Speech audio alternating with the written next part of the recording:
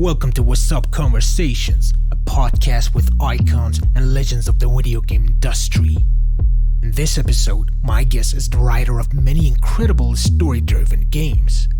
Ladies and gentlemen, please welcome Mr. Mikael Säker, the writer of such games like The Chronicles of Riddick, Escape from Butcher Bay, The Darkness, The Chronicles of Riddick, Assault on Dark Athena, Battlefield 3, 4, and 1. In this episode, we talk about the behind the scenes of those games, techniques of writing for video games, and a huge unannounced open world game from Avalanche Studios that got cancelled.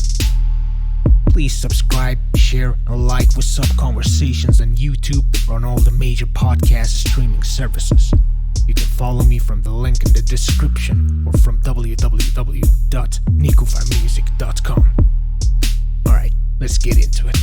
Hello and welcome to What's Up Conversations, Mikael. How's it going on? Thank you. I'm good. How are you? Perfect. Thank you so much. It's really something special for me to have you on the podcast, as you had worked on so many of my favorite games. So it's really something for me.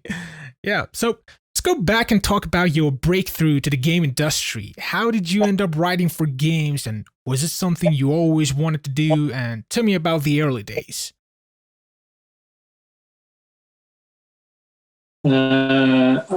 I wanted to, when I was a kid, I wanted to either make video games or draw comics. So I had, but I never thought that would have eventually happen. So the way into this business has been quite long for me. The thing is that I've been doing. I did a few years of studies. I went to film school and studied like literature and creative writing and things like that for a couple of years, way back. And then after high school, I started a company with a high school friend that we were running for a couple of years. And during that time, during the high school years and also those years running that company, I got to know a couple of people that eventually started the Starbreeze company up in the north of Sweden. So I knew these guys since way back. And when they moved down to Uppsala and started the pre-production on what was to be the first Riddick game, they contacted me and asked me if I wanted to join them. So that's how I ended up starting to write for video games. Yeah, you were the writer at Starbreeze Studios, a studio that I liked a lot back when they were focused on the story-driven games, but now I think they are a completely different studio. I think part of the reason is the migration of the core team to Machine Games, and interestingly, I think Machine Games now has the feeling and the spirit of the Riddick and Darkness era of that company. Am I right? Mm-hmm. And what do you think about this sudden change of direction for making story-driven games to mostly online competitive games? You mean for Starbreeze? Yep. Yeah. I haven't been at that company for ages, so I have not seen I don't think I know very few people working there nowadays.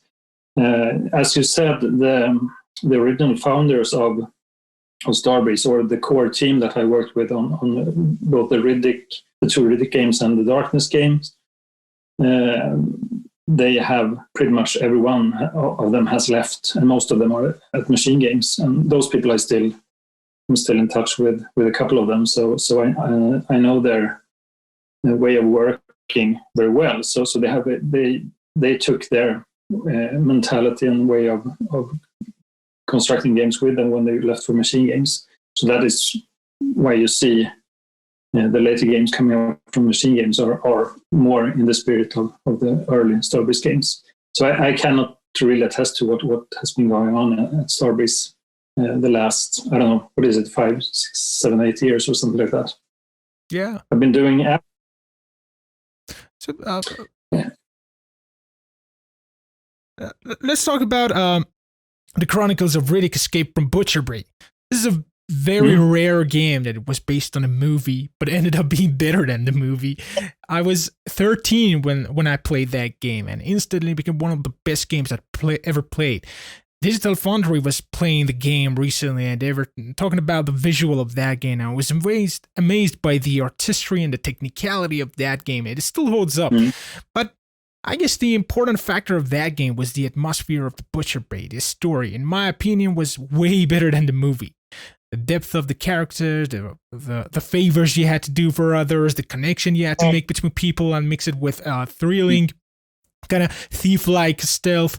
It was one hell of a game. Tell me about the project. How did it begin? What was it like to working on a licensed project, and what were the important factors for you writing that game? Well, when I started working, or when we started working on the game, it wasn't even a movie tie-in. It was because there were no one at Starbreeze knew about. I don't know even if there even was an early script for the Chronicles of Riddick movie at that point. So what we were doing was something based on the previous movie, the Pitch Black movie, exactly. So if you go out on YouTube, you can find a playthrough of an early prototype that we did. Maybe, I don't know if you've seen it, but that prototype is called Pitch Black, and we did some exploration to prove to the publisher that we could do a game in that style. The game that Starbreeze had made prior to the Riddick game was Enclave, which was a third-person action game, and the publisher wanted us. The original pitch was about a third-person game which was set in a prison environment with some GTA-style gameplay, so that was the game when I started. But pretty early on, the team decided that we were going to try to push for something different and make it a first-person game, and also try to incorporate things that we liked in other games, like Thief and the Deus Ex and other games. So we pushed pretty hard for that, and the publisher was a bit nervous about it because the studio hadn't done anything like that prior. So we were given the opportunity and made the first prototype, which was pretty much hacked together on top of the old Enclave engine.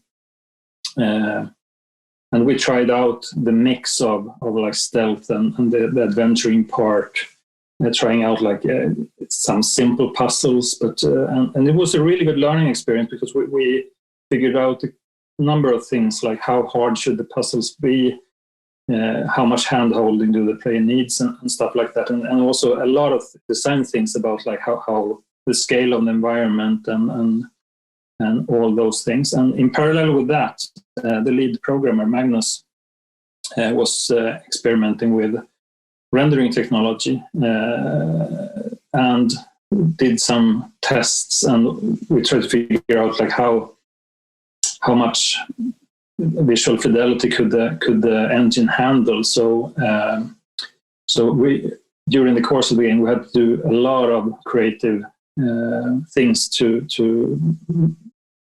work around the limitations of that technology. It looked and still looks pretty spectacular, but it came with a huge cost. So I don't think you ever see more than 4 or 5 characters on the screen at the same time, for instance. So that is kind of hard. Doesn't feel like that.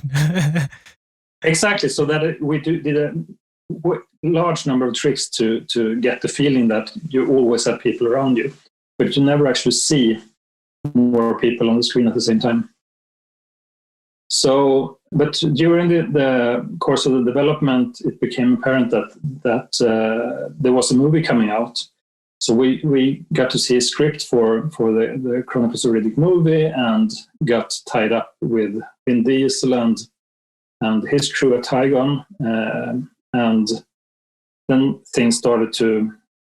That put a whole new level of constraints on the project, because suddenly we had more of a world, like a franchised world, to take into account.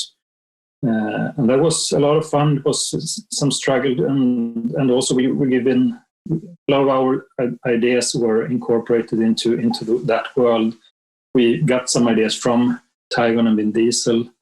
The whole eye shine sequence, for example, where you actually get the eye shine job. That was, I don't think that was part of the story from the beginning, but that was something we wrote in to tie it better into the movie, and all those things about we had no idea what a Furin was when we started making the game, so that was something that we learned along the way. So, and that was challenging to work with an IP like that, because, and also mostly because there was like the communication with the owners of the franchise. We didn't have direct access to David Tu and Vin Diesel because they were so busy working on the movie.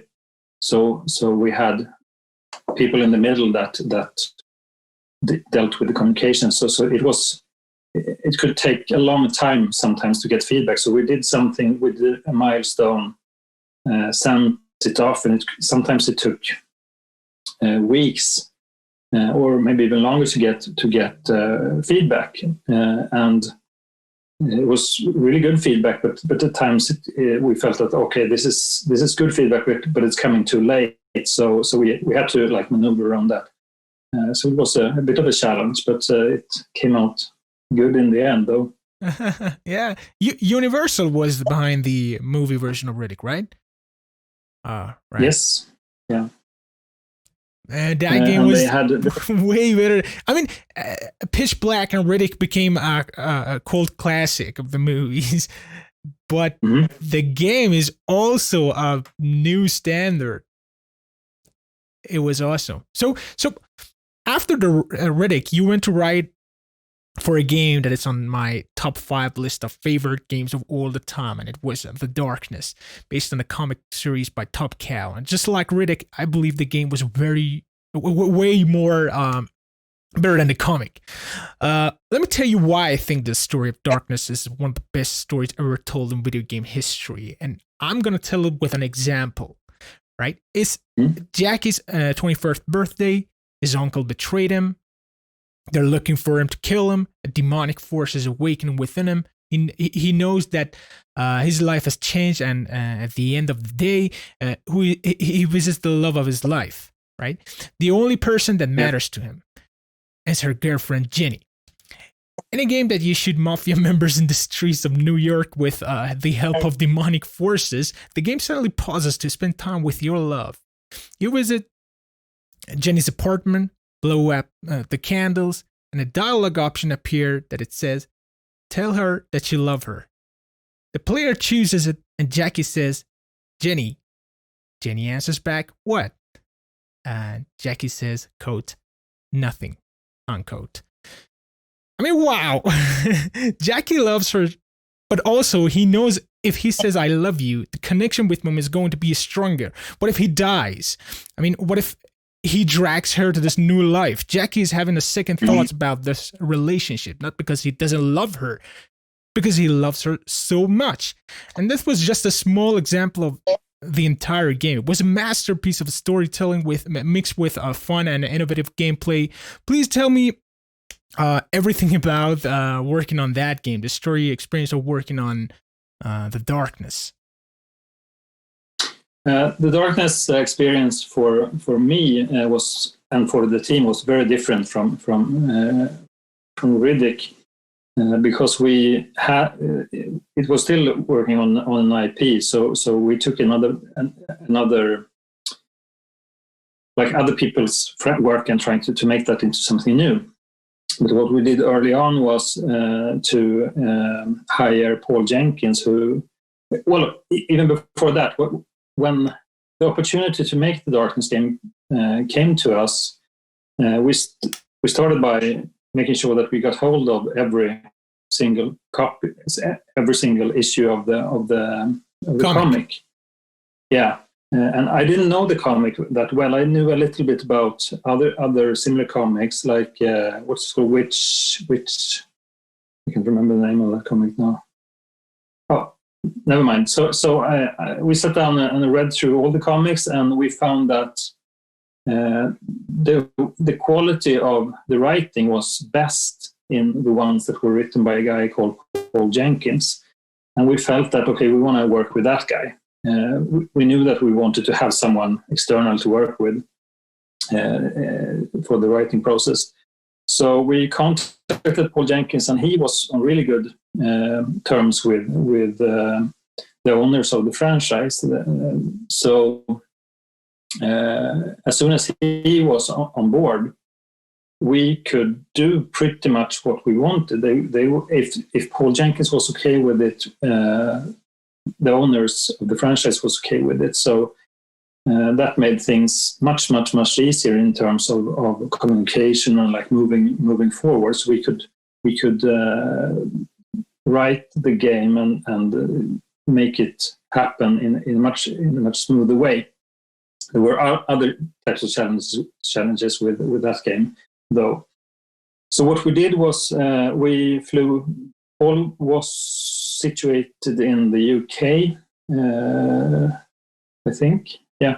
So he flew in, and no, he was living in the States at that time. Yeah, but I think he's originally from the UK. Nevertheless, he came to Uppsala, and we spent something like 1 or 2 weeks with him, the core team, with him in a room, and we laid out the whole game, pretty much the whole game story, in terms of what locations would you visit, what are the like main story beats, like the night when you get possessed by that demonic force, for example, and also when you get betrayed by your uncle, and the moment that you described with Jenny. All those important story moments were written during those 2 first weeks in that room. So we laid out pretty much the whole game at that point, and made a map of like the whole of New York, and make sure that we were going to know exactly what was going to go into the game.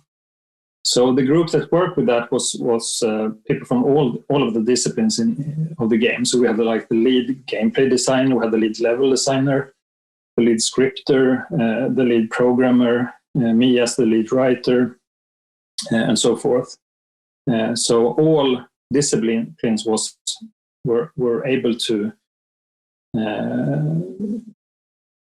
communicate what they thought was important. For example, the level designers, if they knew that, okay, you want to have a level that takes place in a butchery, for example, then we can do this and that, and we can make it look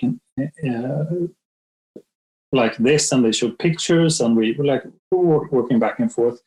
Technical limitations were brought to the table, and so we got a really good start laying out the basic premises of the game.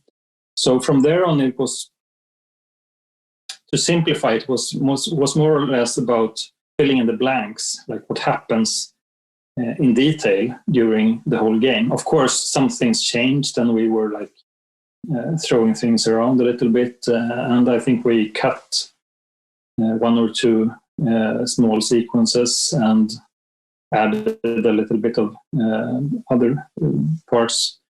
So it was not a totally smooth ride in any respect, but it was great. And one of the reasons, as I said, was because we had Paul on board. So it was really smooth workings in terms of the writing. So that was great. Yeah, and comparing the game to the comic is so grounded and emotional and kind of realistic. But the comic, I kind of feel like it's mythical. It's very bigger than a personal story. So how did Top Cow kind of approach you about this big change in the comic and the game? they did not have any real issue with that. We were quite open from the beginning that we wanted to make a more mature, like adult version of that universe, and they were totally on board with that. But it was a thing that we were thinking about initially. So before we, because the absolute origin, the first thing that we saw about the Darkness game, or a Darkness game, was a pitch that was presented to us, to Starbreeze. And that pitch was very different from the we started to make later on, but it still had some of the elements, and it was much more comic-like. I think it was a third-person game as well, much more comic in style, more like maybe compared to like a game like Arkham Asylum or something like that. It still had the gameplay elements that you could like sneak into shadows and do the stealth thing and so forth. But we liked a lot of what we saw in the comics when we were reading them, but we felt that we wanted to make it much more real. So what we did was to make our own pitch and try to present that. And Top Cow and others liked it, and then we started working. And one of the first things that we did was to create a sort of prototype level where we try to prove all these things by making sure that we got the right visuals in place, got some of the more risky mechanics in place, where you like become a shadow and sneak around. There were some concerns about how to deal with the darklings that you spawn. Like how are they supposed to work? Do we have AI that could make them work in a good way and so forth? So it was a lot of, and also the storytelling aspect, and like we were working on a different kind of dialogue system. I don't know if you thought about that, or noticed that, but there's a huge difference in how the dialogues in Riddick and Darkness work technically. So in Riddick, for example, you when you want to communicate with an NPC, you walk up to them and you press a button. So it's you as a player who initiates all dialogue, and that works pretty well. It's just like a standard way of doing it, but we wanted to make it more a less mechanical way of interacting with NPCs. One way of blurring the limits between like seeing something happen in the world and then suddenly being in sort of a mini game or whatever you want to call the dialogue. We made it so that all the NPCs had a radius around them, so they could sense that you were getting in close proximity, and then they called for your attention, or they could do that at least. And you walk up to them and they start the conversation. So it becomes much more of a cinematic feel and much more smooth. So you blend the transition between being in normal gameplay and being in dialogue by doing that. And that had a number of challenges and posed other kinds of limitations to how we were supposed to write and the amount of dialogue that we needed to write for each NPC were much higher for Darkness than in the Riddick game, for example. Because we needed to have, like, if you walk away in the middle of a dialogue, we needed to have some sort of way to respond to that and so forth. So it was a lot of, we did a lot of experimentation and innovation in terms of the mechanics of the storytelling as well between those games. Yeah, thinking about it, I remember there were some numbers scattered around the city that you could find and call the number via a payphone, and they would answer. And there was this little stories everywhere. Tell me about those stories, those phone calls. Well, that came out because we wanted to make the world a living and breathing place. We tried to do that in Riddick as well, but it's much more limiting when you're in a prison environment. So one way of sprinkling sort of a little bit of world information in Riddick was the cigarette packs that you could collect, for example, and we threw in a lot of fun stuff in there. And then you could walk up to doors and eavesdrop on conversations and so forth.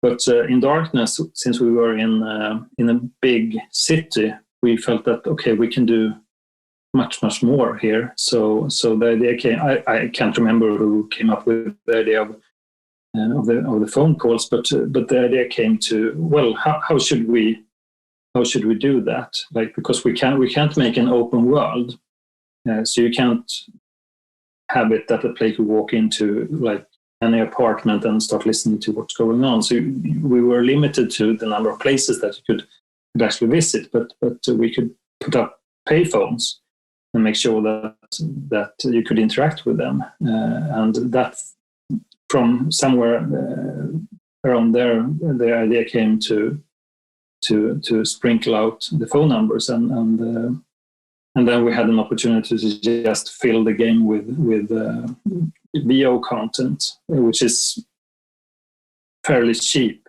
You could fit a lot of VO content on a disk. It's a matter of recording and making sure that everything gets into the right place. So it's not easily done, but it's still comparing it to making videos and movies and stuff like that. We had a lot of those as well. You could turn on TVs as well in the game and watch.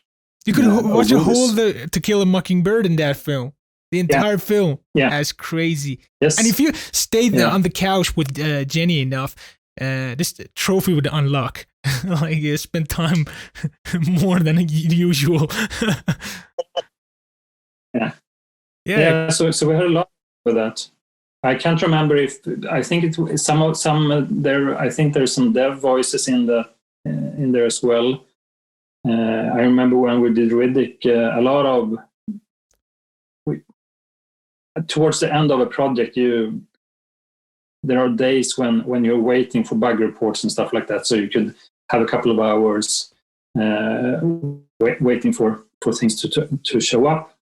And then it's a good thing to have things like cigarette packs to draw or make. So a lot of fun and crazy stuff were done during the end of Riddick, and the same thing with Darkness, like sprinkling the game with the little secrets and fun stuff. Yeah. So I've heard that the Darkness didn't. That's good. Yeah. Heard that the Darkness didn't sell as much as it should have, but because 2K didn't made enough copy of that game. Is it true? I don't know about that actually. I think it's sold all right, and it's been out on a number of platforms. So, but I'm not sure. You probably have to talk with some of the producers for the game too.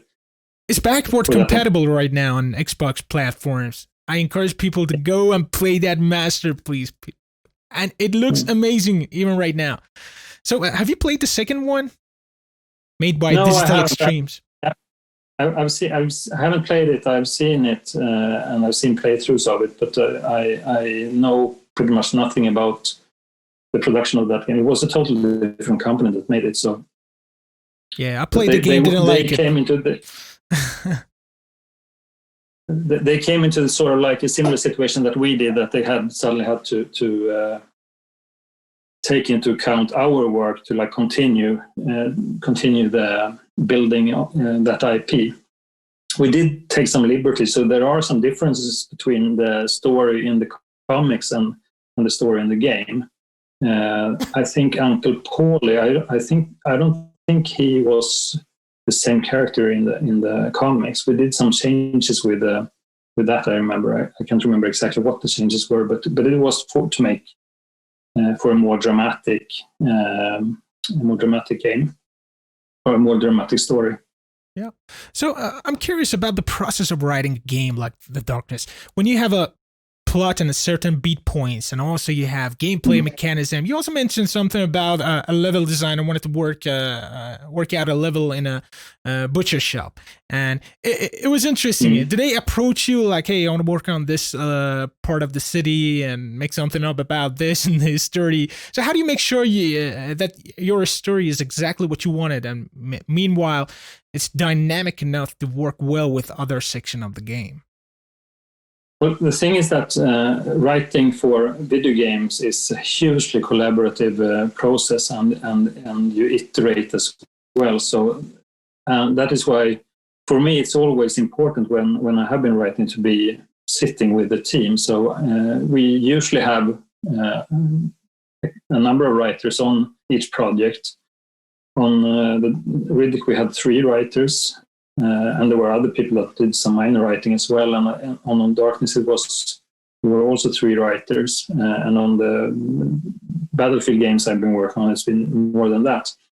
So, but to me, it has always been important to sit with the team and be close to them, and they should know that I exist and I'm working on the story, so they can come up to me and with ideas and suggestions, and because you feed off each other's work. So for instance, if a level designer has an idea about like we wanted to have like a huge Zeppelin crash in this level, or I'm just making something up, they could come and talk to me, and I could take that information with me when I talk to the other writers, and we can say, okay, this is really cool because it would fit perfectly with whatever we are working on for that level. Or we could go back to the level designers and say, hey, this is a really good idea, but we thought it would be even better if we move that thing that you are thinking about to this location instead, and or whatever. So it's a constant back and forth. And also when you start building the game, you start trying to like draw up the broad strokes. To get a sense of like how long does it take to move through a level, for example. So you don't know exactly how much time do you have, which can create a problem. For instance, if you have say that you have some critical information that you need to convey to the player about the gameplay goal. Say that you need to say to the player that your goal is to reach this place and you should kill all those enemies. And you need a certain amount of words to convey that information, and that will take a little bit of time. And then you have a choice, or you need to make a choice. Either you lock the player down so you have the time to convey that information, or if you know that, okay, the player is going to work through to work his way through these corridors, for example, and there are some places where you can't move very fast through there. So if we put up a megaphone in that corridor and have that megaphone give that information to you during the walk, we could make it much more of an interactive experience. But in order to do that, you need to know how long it takes for the player to move through that location. So it's a lot of work and a lot of things that you don't know from the get-go. Things that appear during the production. And sometimes you can go to a level designer and say that, this corridor that you have here, do you plan to have like an enemy encounter there, or could we make sure that the player sticks there for, say, half a minute or 2 minutes or something like that? Yeah, I can have the player like go through a series of environment puzzles. So you have to like climb a few boxes and find the way out. So I can definitely make sure that you have to stick around for 2 minutes, and then we can open the door so he can get out. Or he says to me that, no, I was thinking about having an encounter in there. All right. And then I have to go back in and rethink a little bit of what I'm doing for that level. So I think it's to make a really good interactive storytelling experience pretty much requires that you have close collaboration between all disciplines in the game. Yeah. So there's this unique way of storytelling in Riddick and Darkness that main characters express their feelings with monologues with a very subtle tone, and it helps a lot to understand them. With the Darkness, it even goes deeper in the loading loadings, and Jackie talks to himself about past, future, and his feelings. The closest thing I experienced like that after these two games were the new Wolfensteins by Machine Games. Tell me about these monologues. Well, for one of the things that we knew was that we needed to have some sort of loading screens in both of these games. And in Riddick, we try to mask them as much as possible by having huge doors that you go through, and you freeze the screen for a bit. But those also give some opportunity to play some VO. But in the darkness, we wanted to take that a bit further. So that was one of the technical challenges, because we did not have the technology to play video during loading when we started the project. So that was a research project for a couple of programmers to make sure that we could pull that off. And that is also one of the reasons why you do early prototyping, to make sure that you know, like, how long is the loading time going to be.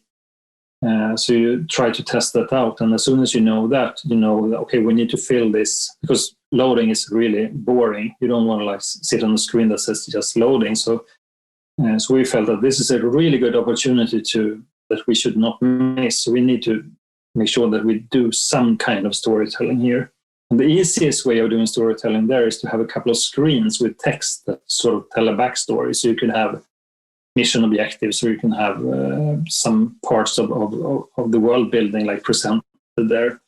Or you could have that or voice. But we went a little bit further with the videos and made sure that we had written enough monologues for Jackie to pull that off. And also to have monologues that we had enough monologues so it didn't feel repetitive. Because some sections of the game you do revisit quite a lot. So we had the subway stations, for example, where you revisit a lot, because they are sort of hubs to get through the city. So there's a fair amount of loading. So we needed quite a lot of loading screens to make sure that the player were not bored or heard the same thing over and over and over again. So that was the thinking behind that. Yeah. So after The Darkness, you worked on a sequel to the Riddick, Assault on Dark Athena. Another great game and a worthy sequel. How did that happen?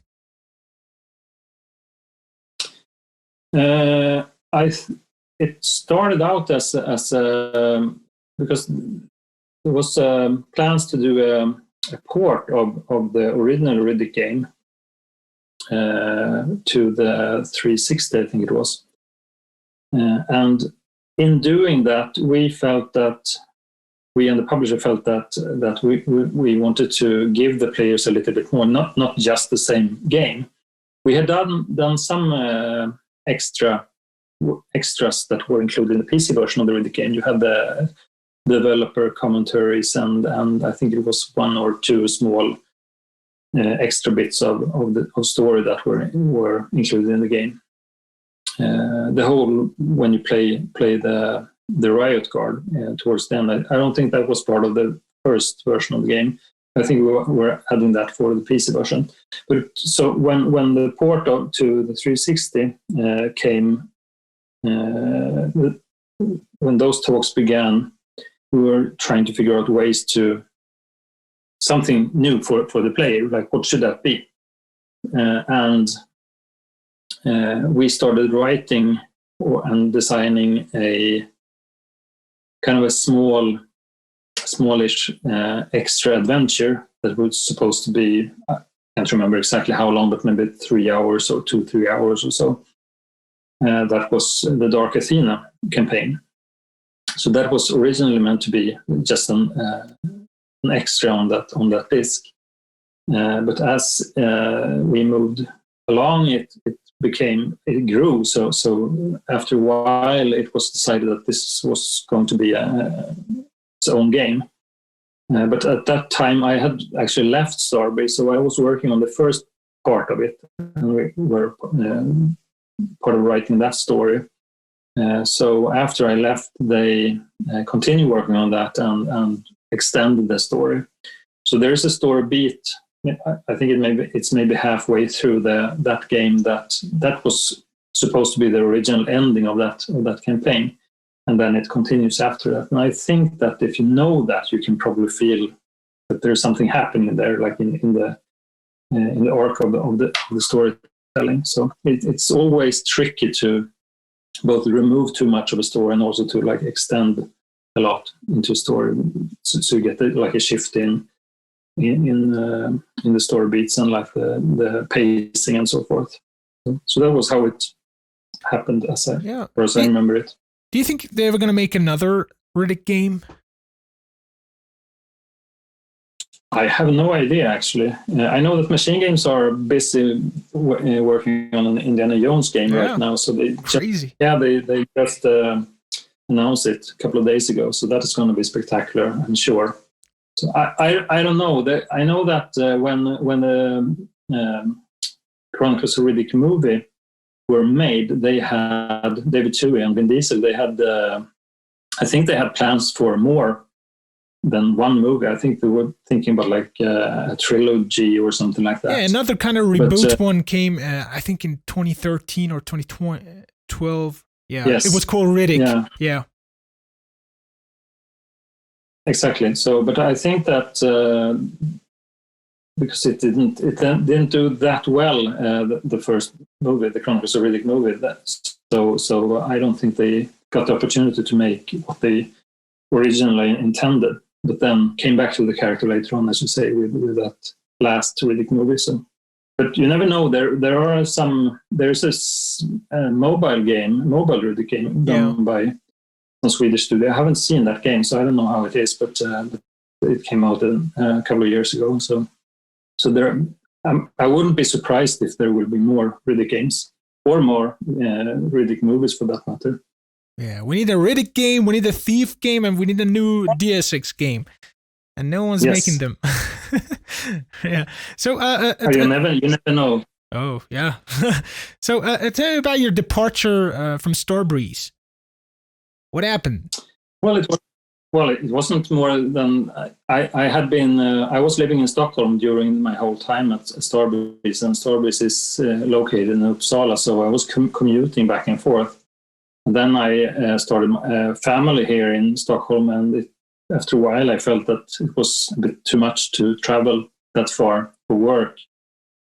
So I just quit that job, and my original idea was to start working as a freelancer or a consultant, but I was offered a position at Avalanche Studios just a couple of days later, so I started working there as a lead designer and game director for a big game that were cancelled a year and a half later during the Lehman Brothers collapse, the economic collapse. Back then, so it was just a matter of like my personal situation was I was kind of fed up with traveling too much. It's much nicer to have your work within half an hour than like an hour and a half. So it makes a huge difference, especially if you have people at home that depend on you, like picking up on daycare and stuff like that. So. Hey, can you tell me about that Avalanche game? A year and a half working on a game and suddenly nothing. Yeah, I'm so curious about it. It was that was not fun. I think they had to let more than half of the studio go overnight because of the economic collapse. So it was the publisher they canceled all their games except one, I think. So and that it was a big publisher. But we had been working on this awesome open world game set in an alternate reality version of the 1950s, sort of. Wow.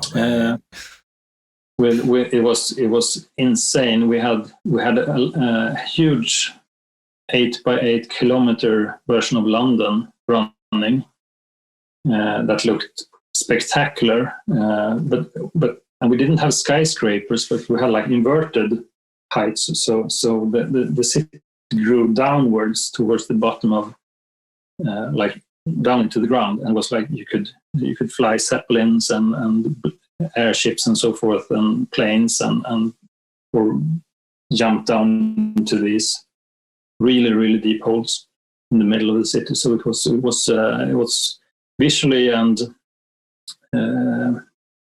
world building wise, it was spectacular, and it had some really fun gameplay ideas and so forth. But it would have been a long production. All the Avalanche games had gone through pretty long productions because they are so vast. So I would not expect that game to have. We would need to put in at least a year and a half more to make that game happen. Like in total 3 or maybe even 4 years to finish it. So, but it was tough. It wasn't fun at all to let that go. That's a great idea, man. I really want to play that game. What happens when there's this awesome idea and suddenly a developer is having problems financially or whatever? What happens to that? I mean, it's gone. Nobody wants to make it. Yeah, the thing is that I think that what happens is that all of the assets and all of that material gets tied up in a legal black hole somewhere. So of course, I do still have screenshots and some design documents and stuff like that lying around, which is great for reference and to look through and to get like how did we solve this or that and so forth. So it's a lot of know-how that gets lost unless you try to hold on to it in some way. But of course, the whole it's not possible to it's probably sitting on a hard drive in a cupboard somewhere. The whole game, I'm sure. That's a shame. So after the Riddick, you started a new chapter working on one of my favorite franchises, Battlefield. Tell me about working on Battlefield 3 and 4. How did they happen, and what was your point of view as a narrative designer on those games?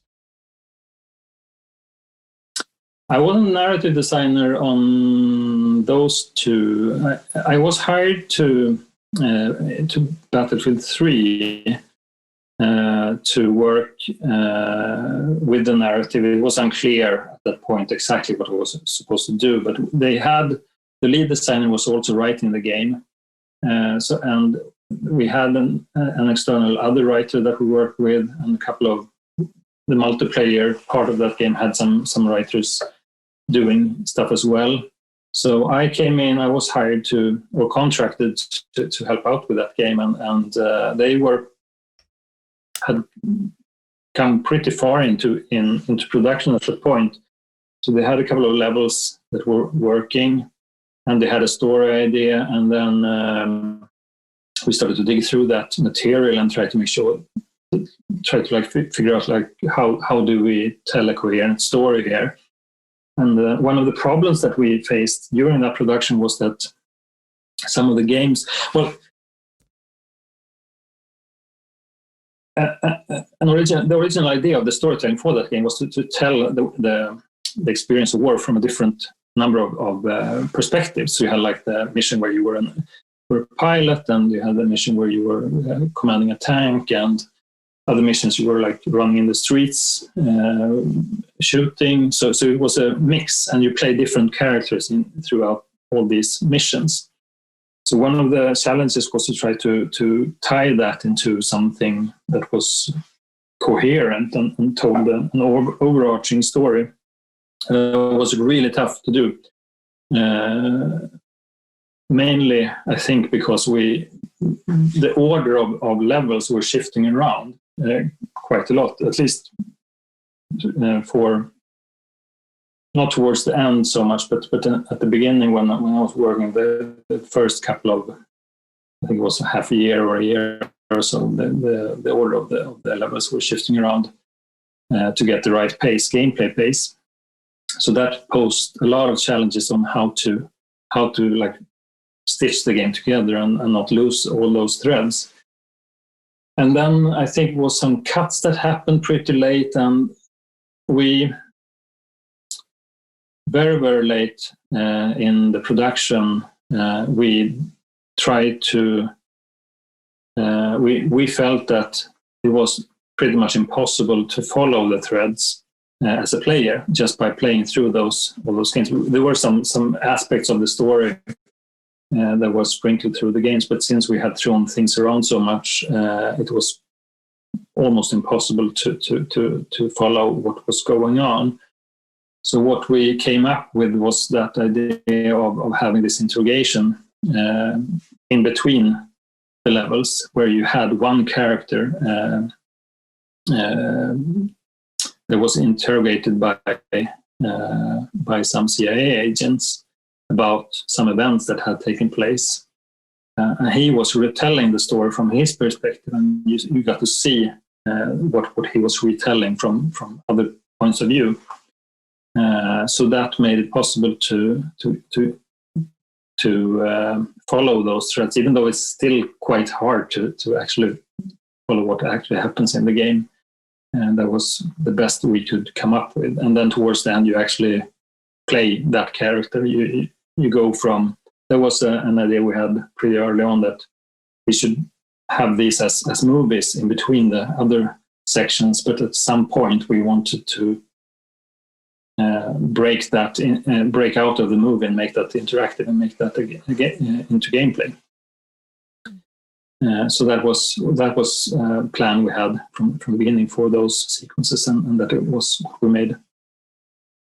So you shoot your way out from that and escape from that interrogation sequence to because the character figures out that something bad is going to happen in New York where you sit right at the moment. So you grab a gun and you run out and try to stop this terrorist attack that is happening as the movie takes place. Yeah, and I believe Battlefield 1 has the best story between all the entries of the franchise. It was a very emotional game, and the integration of the story and the gameplay was so on point. I was working on an emotional World War I game. It was great. It was very different. All the Battlefield games has been very different for me. I've been working on 3 of them. Battlefield 3 was about working on existing material, trying to stitch that together help stitch that together, as I just mentioned. Battlefield 4, we started from pretty much a blank slate and tried to create something from scratch. And Battlefield 1 started as a pet project between Stefan and Martin, two guys in the team that were, or they are, World War I buffs, and they had been throwing around ideas about making a World War I game for, I think, years before the production started, and had gathered a lot of material and so forth. So when I was contacted by Stefan and he started showing me what they had in mind, I showed a lot of cool movies and gameplay ideas and things that they had been working on. And at that point, they also had a fair amount of material written. So when my role was not to lead the writing in any way. I was more supportive and trying to take what was written for the game and look at it from a gameplay perspective or a game/narrative perspective and see like what can we do to make sure that we incorporate this in the game in the best way possible. So it was very different from the other games. It was kind of a combination of shorter stories. The story. Sorry, a combination of. The game was kind of like a combination of a couple of short stories about different soldiers, and the writing must have been completely different than the things you've done in the past. Yes, and that is like Stephen Hall, who was doing the bulk of or he was the main writer for all the main storyline things. We hadn't worked with him before, so he brought his tone and his way of telling things, and he had a lot of crazy and fun ideas about things. So unfortunately, some of the more quirky and fun stuff, things that was written had to be cut for technical reasons. But still, he had a really good way of approaching the writing he's a novelist really, but he's been doing a lot of game writing since. I think he wrote the Battlefield 5 story as well. It was a pleasure working with him, and I learned a lot about writing from that process. So it was a bit of a back and forth, because he was not on site, so he was delivering things to us from his from where he was sitting, and we took that and tried to make sure that it could be implemented. And sometimes we had to cut things and throw things around and change things. And then we sent back the updated script to him, and during the call he was like, "Oh, what in God's name have you done here? Don't you see that you have like ruined everything?" And we were like, "Oh, we had to do this, but this is important. You cannot ruin this important thing that I have stitched throughout these scenes." And then we tried to work with him to get that back and find. So it was sorts of back and forth with both with him and with the rest of the team. So it was great. Yeah, I love that. I love that kind of way of working. All right. So what's in the future for Mikael? What are you working on right now? I'm currently in between projects. I did a small project during almost a year ago, or last summer, end of last summer, or early last summer. I finished it. It was a smallish online game that was made by an advertising studio here in Stockholm. But it was a couple of months work, and I think it came out all right. So that was the latest thing I've been working on. Like for hire work, but other than that, I've been busy writing on a couple of side projects that I've been doing for my own. So that is what I'm doing currently, but I'm in talks with a big studio here in Stockholm, and hopefully I will start working with them on a big unannounced project next week or so. We'll see. Oh, next week is going to be announced, right?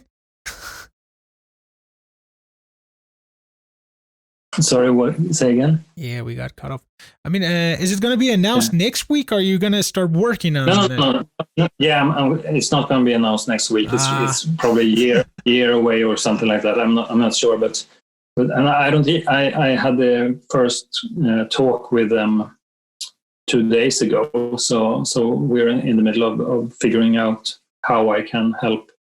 Awesome. And how that is going to work out. So I haven't signed a contract yet, but hopefully that will be sorted out, and I can start working. It's quite a few people that I have been working with previously, and that I really enjoy working with. So I hope that happens, because the project looks spectacular, and it's going to be a lot of fun. Amazing. So, Mikael, I guess this conversation is a good proof of how much I love your work and how important your games are for me. Thank you for writing emotional, immersive stories, and thank you for your time, sir. Thank you for having me. It was a pleasure. Yeah, you too.